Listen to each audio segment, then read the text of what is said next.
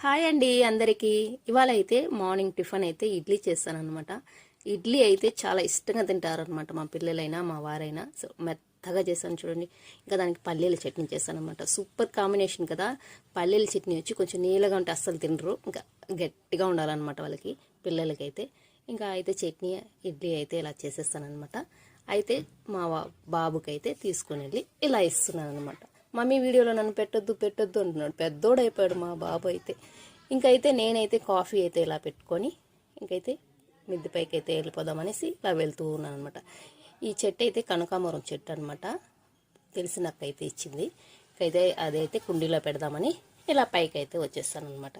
చూడండి, మీకు తెలుసు కదా నాకు చెట్లు అంటే చాలా ఇష్టం కదా. సో అందుకని ఇదైతే కొమ్మ మాత్రమే ఇంచితేనే పెడితేనే వచ్చేస్తుంది అనమాట. దీనికి విత్తనాలంతా ఉండదన్నమాట కనకాంబరం చెట్టుకి. అలాగే చూడండి, రోజా పువ్వు చెట్టు అయితే ఇంకా పువ్వు అయితే ఇంకా పెద్దది అవ్వలేదనమాట.